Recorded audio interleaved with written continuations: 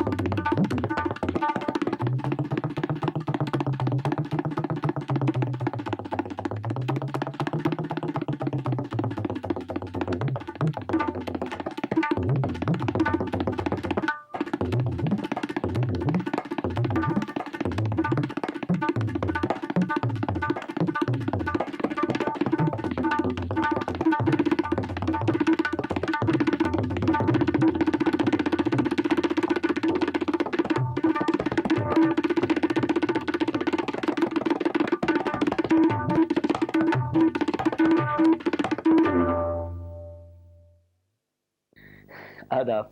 अरे हुजूर, आप यहाँ तशरीफ फरमाएं और हम आपके लिए दर दर की ठोकरें खा रहे हैं। आदाब। आइए जनाब, आप तो दर दर की ठोकरें खाते फिर रहे हैं और हम हैं कि आपकी याद में रियाज पे रियाज किए चले जा रहे हैं और तिहाइयों पे तिहाइयां बजाते चले जा रहे हैं, आपका पता ही नहीं। हुजूर, आपने सुना होगा देर आए दुरुस्त आए। आप चाहे देर से आए या दुरुस्त आए, लेकिन सम पर जरूर आए। और माफ कीजिएगा, मैंने आपको इंतजार करवाया आज बहुत। अब इंतजार का तो किसी ने कहा है कि इंतजार का आलम तन्हाई और गम, होने लगा दर्द जवां, बहुत हम हैं यहाँ और तुम हो कहाँ।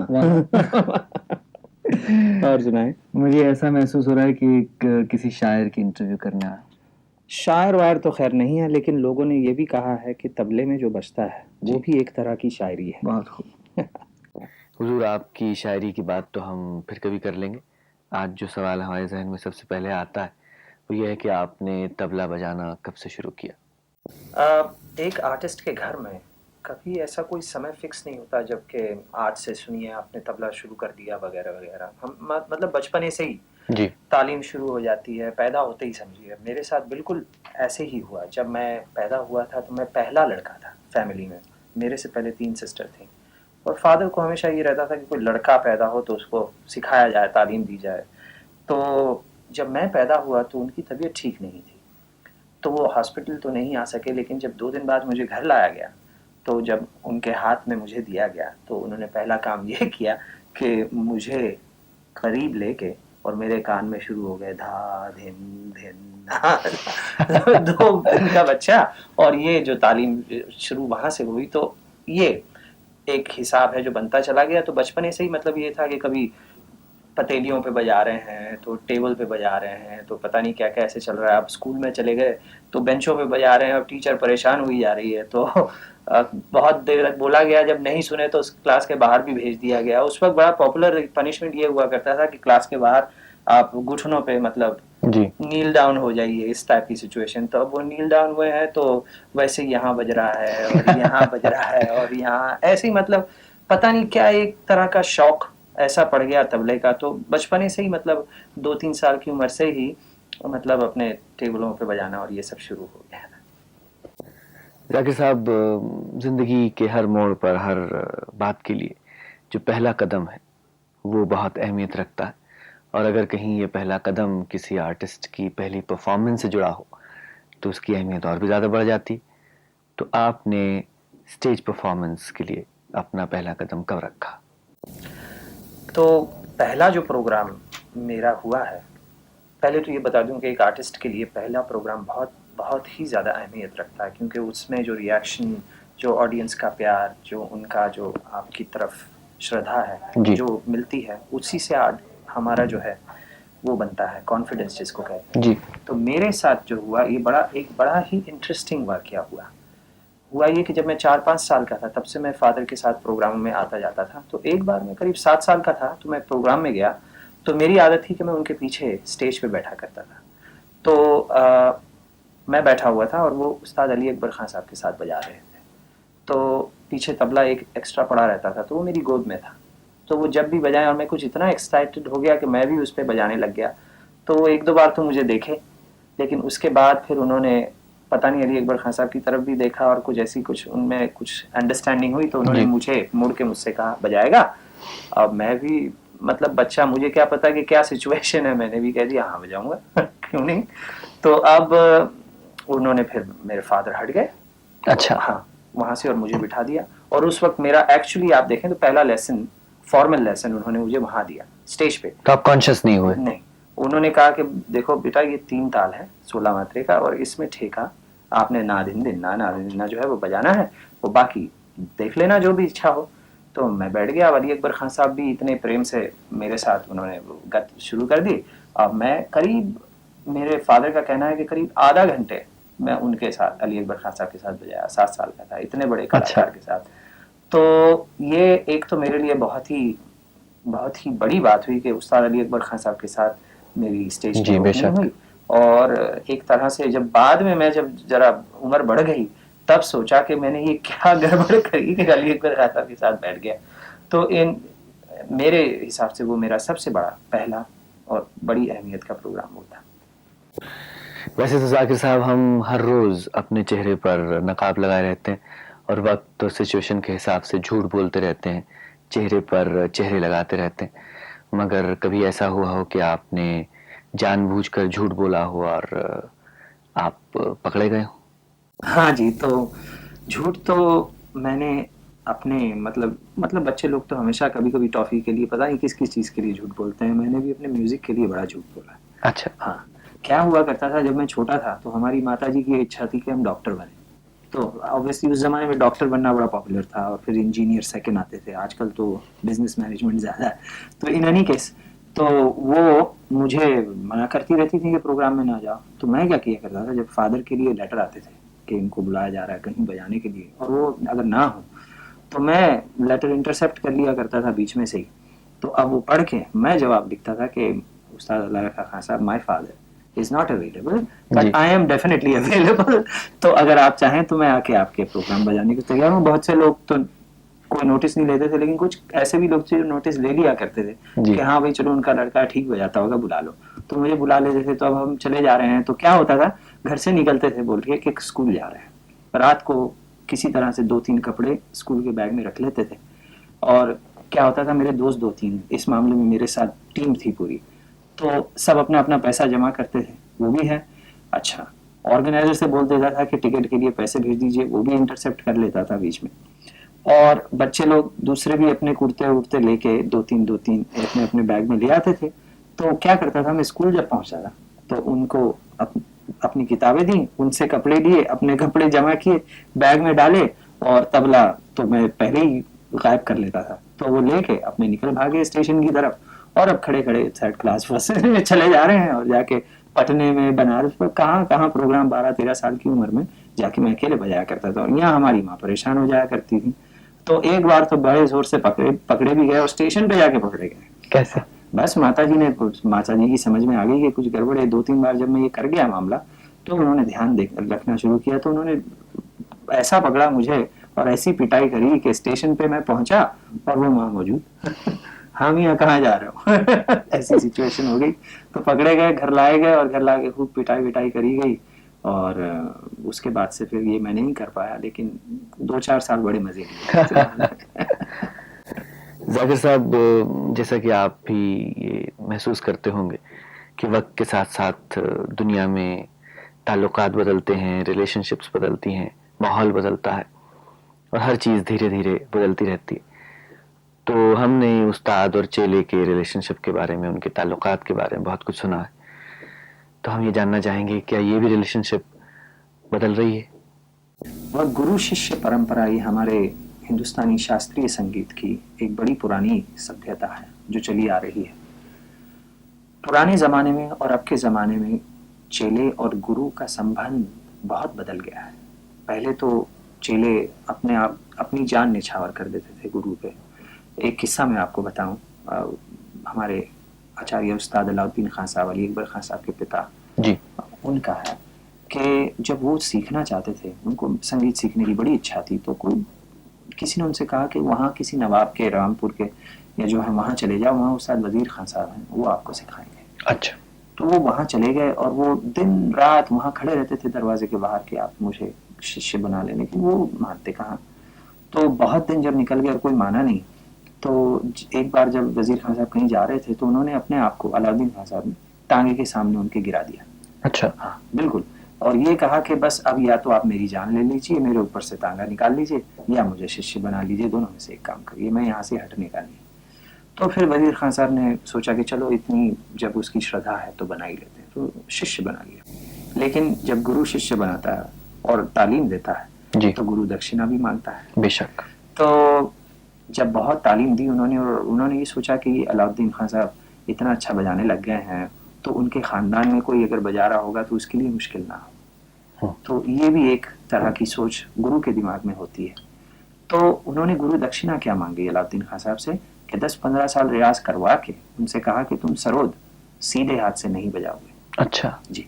और उन्होंने सीधे हाथ से 15 साल सरोद का रियाज किया और गुरु दक्षिणा तो देनी है। उन्होंने हाथ जोड़ के मान ली गुरु की बात और उसके बाद से फिर से शुरू किया उल्टे हाथ से सरोद बजाना और अपनी पूरी श्रद्धा के साथ उन्होंने फिर रियाज किया, फिर तालीम की और हमारे हिंदुस्तान के इतने बड़े कलाकार वो बने जी। और हमेशा उल्टे हाथ से सरोद बजाए, कभी उन्होंने उसको सीधा नहीं किया। तो ये एक अलग गुरु की श्रद्धा है। और आजकल तो ऐसा हो गया है कि हेलो हाउ आर यू, क्या हाल है, और चले आ रहे हैं। और आजकल तो यूनिवर्सिटीज में और कहीं भी जाके आप सीख सकते हैं, पैसे दिए और सीखना शुरू कर दिया तो चले आ रहे हैं। अरे गुरुजी आज हमने वो बप्पी लहरी का गाना सुना था तो उसमें तो ऐसा अच्छा रिदम बजा है, आप हमको वो सिखा दीजिए तो हम जाके जरा कॉलेज के सोशल में वो जरा रिदम बजाएंगे और इसका मजा लेंगे। तो ये एक अब अलग परंपरा शुरू हो गई है गुरु शिष्य की। जी जाकिर साहब, आपने शुरू में तबले की शायरी के बारे में हमें कुछ बताया था, तो हम ये चाहते हैं कि अब आप तबले की शायरी में से 2-4 शेर हमें और हमारे दर्शकों को सुना दें।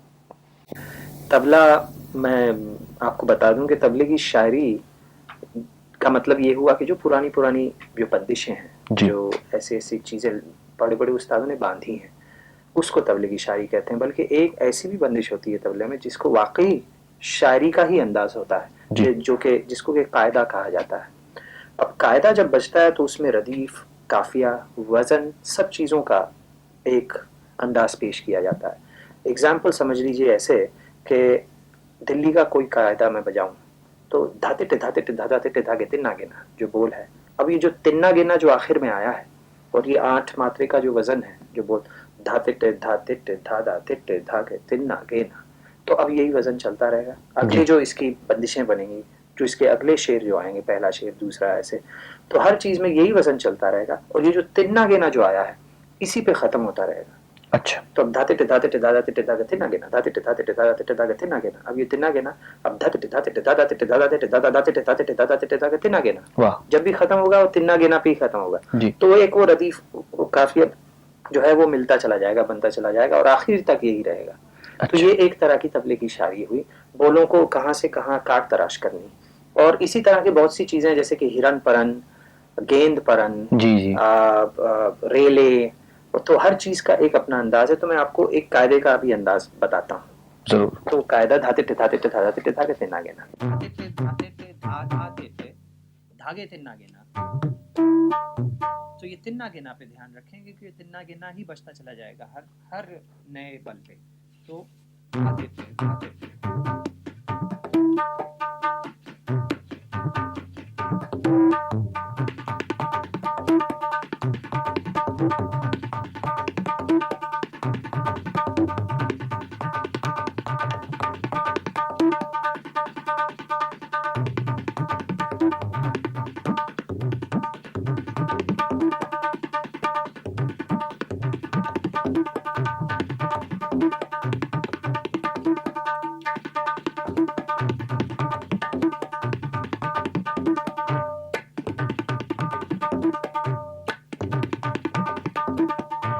बहुत खूब, बहुत बहुत शुक्रिया।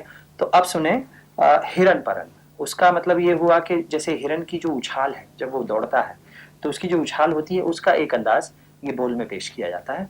तो उसका बोल पहले सुन लें और फिर तबले से सुनाता हूँ। तो बोल 3 ताल में है, धा दिन दिन्ना धा दिन दिन्ना धा दिन तिन्ना तिट दिन ददरकृत तक धा ददरकृत तक धा ददरकृत तक धा कृत धा तड़न्ना कृत तक धा तड़न्ना कृत तक धा तड़न्ना कृत तक धा। तो ये तड़न्ना कृत तक धा अंदाज सुनिए। तिन तिन्ना,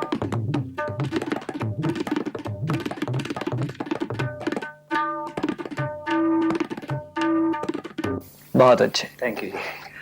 अब गेंद परन। तो ये गेंद परन मतलब ये समझिए कि जैसे बॉल को जब फेंका जाता है, गेंद को हवा में, तो कैसे उछल के ऊपर जाती है और फिर गिरती कैसे है, तो उसका ये अंदाज है।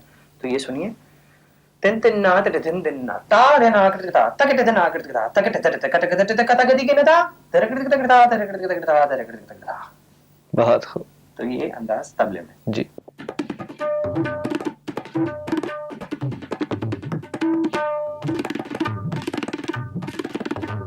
और अब रेला। तो रेला, बहुत से लोगों ने इसके अलग अलग उदाहरण दिए कि रेले का मतलब क्या है या रेला आया कहाँ से।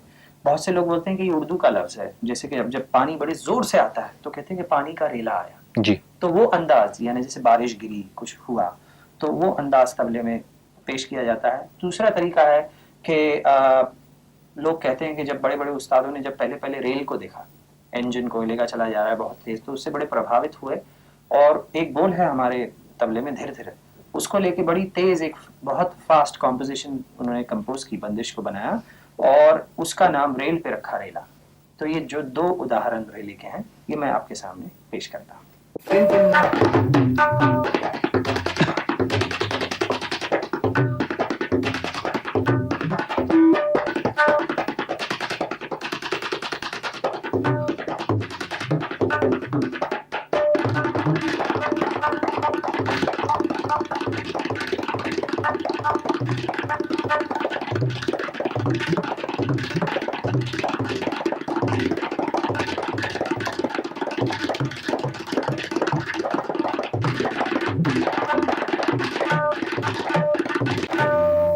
पहले एक पानी वाला अंदाज सुनिए कि वर्षा कैसी होती है।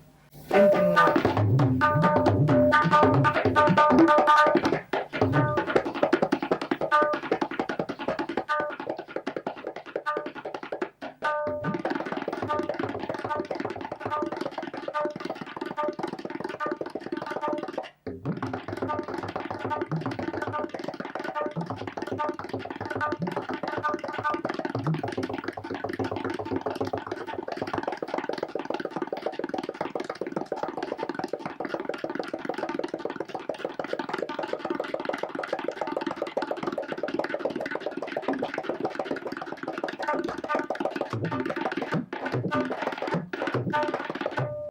हुजूर, अक्सर दर्शकों को ये ख्याल रहता है कि बाकी जो इंस्ट्रूमेंट्स हैं जैसे सितार है, सरोद है, संतूर है, वो तो बजाना और उसे सीखना तो बहुत मुश्किल होता है, लेकिन जो तबला है ये सीखना बहुत आसान है। तो इस आसान दिखने वाली चीज़ को सीखना और बजाना कितना मुश्किल है, ये आज बता दीजिए। ये तो एक ऐसा गलत मतलब आइडिया लोगों में पड़ गया है कि तबला बहुत ही आसान है। ऐसी कोई बात नहीं है। अब जैसे कि बड़े बड़े कलाकारों ने 20-20 साल तक 10-10 घंटे 12-12 घंटे रोज़ रियाज किया इस कला को सिद्ध करने में। ये एक साधना है जिसको सिद्ध किया जाता है। तो ऐसा कोई काम नहीं है जो आसान हो। किसी चीज़ को भी आप ठीक से करना चाहें तो उसमें थोड़ी सी मेहनत ज़रूर लग जाती है। तबला एक बहुत ही मुश्किल साज है और वो इसलिए मुश्किल है कि तबला प्लेयर को पहले तो डांस, गाना, इंस्ट्रूमेंट, ये सब चीज़ों का ज्ञान होना चाहिए। बेशक, क्योंकि एज ए संगतकार उसको लोगों के साथ बजाना है तो वो क्या कर रहे हैं, उनका टेम्परामेंट क्या है, इस राग में क्या क्या चीज़ों का उपयोग किया जा सकता है, ये सारी चीज़ें उसको पता होनी बहुत ज़रूरी है। तो ये तालीम है चाहिए। प्लस एक तरह का साइकोलॉजिस्ट होना चाहिए तबले को, क्योंकि उसको आर्टिस्ट का टेम्परामेंट समझना है 2-3 मिनट में कि आर्टिस्ट को क्या चीज़ चाहिए और उस अंदाज से बजाना। तो ये एक और मुश्किल सी बात है। और तीसरी चीज़ तो ये है कि तबले में इतनी पुरानी प्राचीन चीज़ें बजती हैं और तबलों में बोलों का निकास, उंगलियों का उपयोग, हर तरह का कोऑर्डिनेशन, मतलब उल्टे हाथ को ऐसे बजाना जैसे सीधा हाथ बज रहा है जी। एक राइट हैंडर के लिए एक बड़ी मुश्किल सी चीज़ है। ये सारी चीज़ों का कोऑर्डिनेशन करना, उनको साथ में मिला के बजाना, ये बड़ी मुश्किल चीज़ है। तो ये एक मिसकॉन्सेप्शन है कि तबला बहुत ही आसान चीज़ है। ये मैं चाहूँगा कि लोग समझ लें कि ये ऐसा नहीं है। हुजूर, ये आपकी बिखरी हुई जुल्फों से बहुत लोग परेशान रहते हैं, तो क्या आप ये लोगों को परेशान करने के लिए अपनी जुल्फें बिखेरते हैं या ये खुद ही बिखर जाती हैं? जुल्फों के बारे में तो ये कहना है कि जुल्फें संवारने से बनेगी ना कोई बात। जी। तो लोग तो एक एक 1.5 घंटा जुल्फें संवारने में निकाल देते हैं, हम 2-4 घंटे में जुल्फें बिखेर लेते हैं। बहुत खूब। तो मैंने कभी भी, मेरे ख्याल से 15-20 साल हो गए हैं कि ब्रश साथ रखता ज़रूर हूँ लेकिन यूज़ नहीं करता। पता नहीं क्यों, हमेशा बस नहाया और जैसे हैं वैसे ही छोड़ दिया। तो वो चला आ रहा है तो वैसे ही रख दिया। अभी उसको मैंने चेंज नहीं किया और ना ही करने की इच्छा है। नहीं, माशाअल्लाह, अच्छे लगते हैं आप ऐसे। आपका बहुत बहुत शुक्रिया, और कोई और कहेगा तो उसका सबसे ज़्यादा शुक्रिया।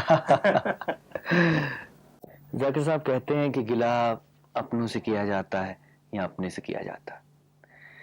अब ये भी सच है कि तकदीर हमारी अपनी होती, तो कोई गिला, कोई शिकवा, कोई शिकायत आपको अपनी तकदीर से। ये सवाल बड़ा अच्छा है, क्योंकि एक ज़माने में क्या हुआ था, मुझे क्रिकेट खेलने का बड़ा शौक था जी। तो मैं अपनी स्कूल के लिए क्रिकेट खेला करता था, तो मैं विकेट कीपर था।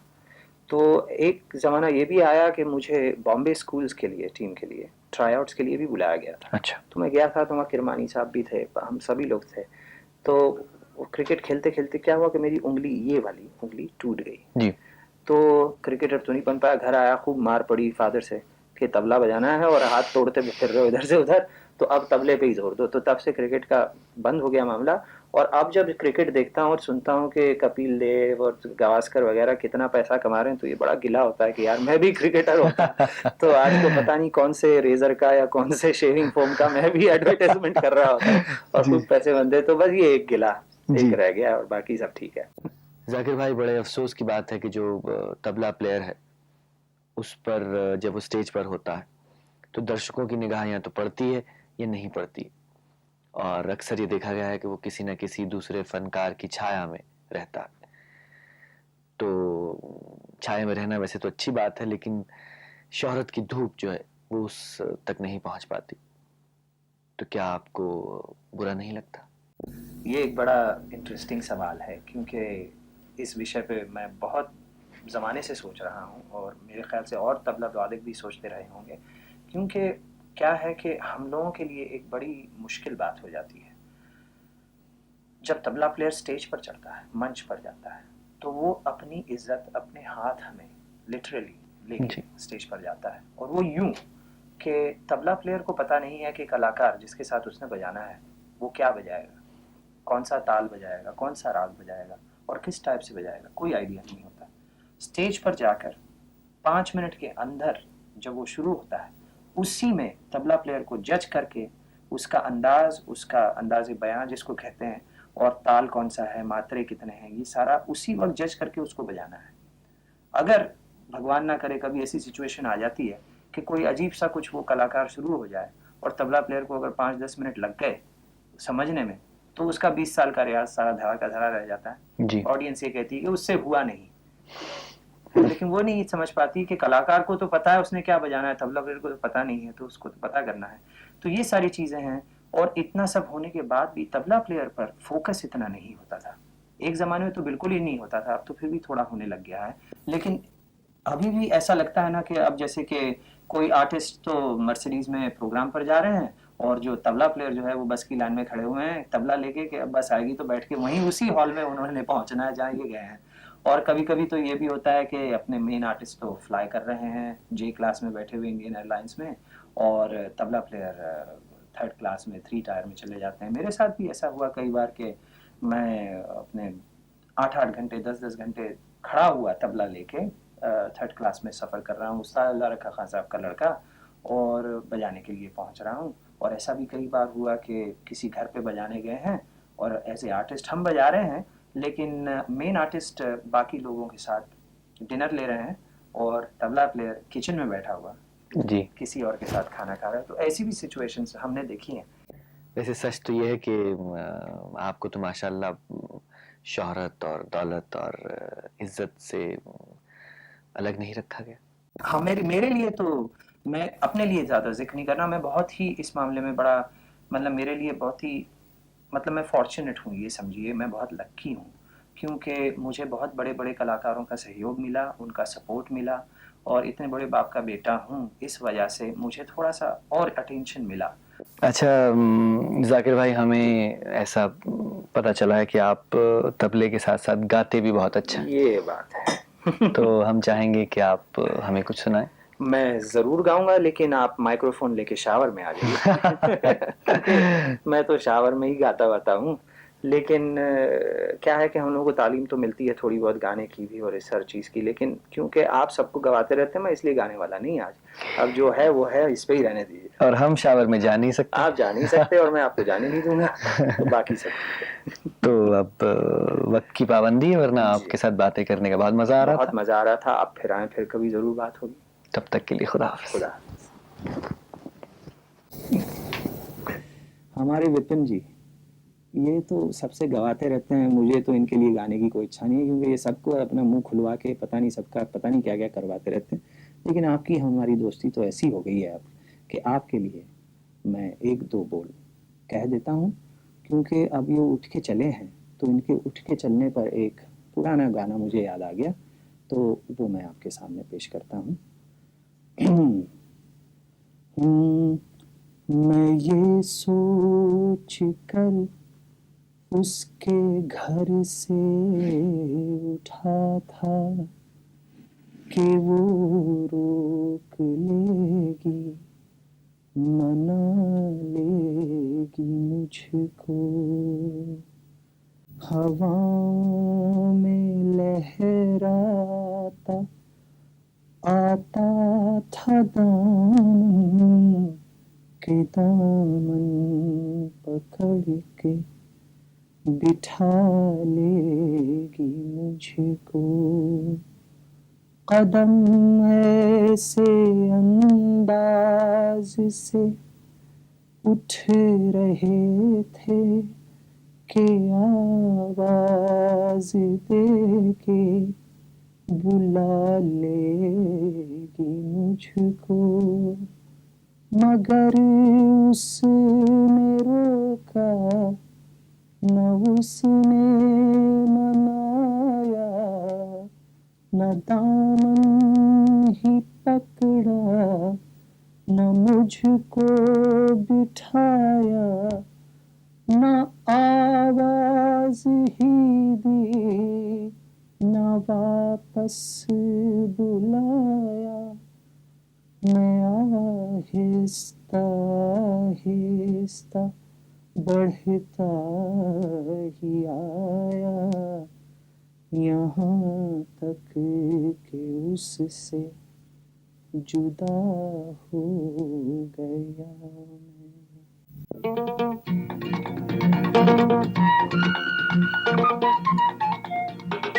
बातों बातों में मुलाकातों में हमने कहा क्या, उनसे सुना क्या, जिनसे मिले हम उनसे मिलो तुम। बातों बातों में, बातों बातों में, बातों बातों में, बातों बातों में